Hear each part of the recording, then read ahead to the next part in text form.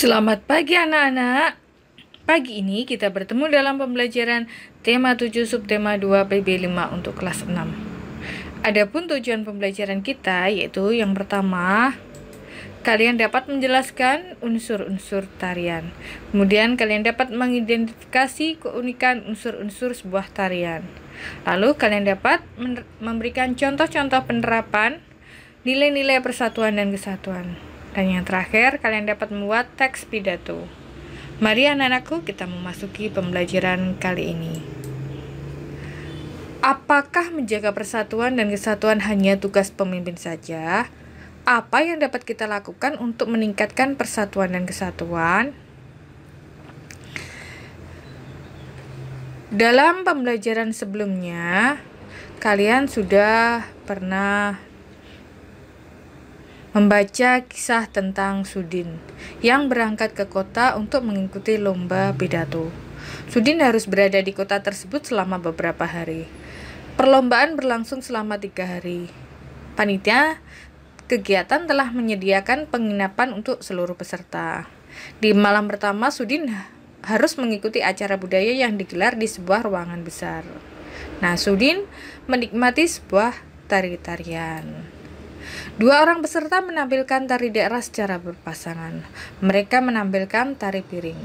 Tari piring berasal dari Sumatera Barat dengan properti piring di kedua tangannya. Nah, pertunjukan tari terdiri atas beberapa unsur. Keunikan suatu tarian akibat dari keunikan unsur-unsur tari itu dibandingkan tari lainnya. Apa saja unsur-unsur tari itu? Unsur-unsur tari yaitu ada gerak, busana, tata rias, properti, dan iringan. Gerak tari adalah serangkaian gerakan indah dari anggota tubuh yang dapat dinikmati oleh orang lain. Gerak tari terbagi atas 2 macam, yaitu gerak murni dan gerak maknawi. Gerak tari murni yaitu gerak yang tidak mengandung arti tetapi tetap mementingkan keindahan. Sebaliknya, gerak tari maknawi mempunyai arti tertentu. Kemudian yang kedua adalah tata busana. Nah, tata busana ini meliputi semua pakaian yang dikenakan penari saat mempertunjukkan suatu karya tari di atas pentas seni sesuai peran yang ditampilkan. Lalu ada tata rias. Nah, penari harus merias wajahnya.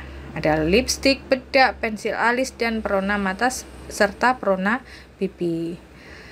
Kemudian unsur tari yang keempat yaitu iringan tari. Iringan tari merupakan bunyi-bunyian untuk mendukung suasana penampilan tari. Iringan tari itu dapat berupa permainan alat-alat musik modern atau tradisional, atau juga berupa bunyian yang berasal dari gerakan tubuh, misalnya tepuk tangan, hentakan kaki, siulan, dan nyanyian. Kemudian ada properti tari. Properti tari ini merupakan alat yang digunakan oleh penari dalam melakukan gerakan tari. Bisa tombak, piring, terus keris, ada topeng, dan lain sebagainya. Dan yang terakhir adalah tempat pertunjukan. Seni tari memerlukan tempat untuk mempertunjukkannya. Nah, tempat pertunjukan seni tari biasa disebut dengan panggung. Indonesia merupakan negara yang kaya budaya. Sebagai belajar, kamu dapat menjaga persatuan dan kesatuan melalui penghargaan terhadap budaya tersebut. Mengapresiasi salah satu lagu daerah seperti yang dilakukan Sudin merupakan salah satu bentuk menjaga persatuan dan kesatuan. Semangat bermusyawarah untuk mufakat telah dilakukan oleh warga sekolah Sudin merupakan pencerminan dari pengamalan sila keempat Pancasila. Nah, di sini ada contoh-contoh kegiatan bermusyawarah di lingkungan sekitar.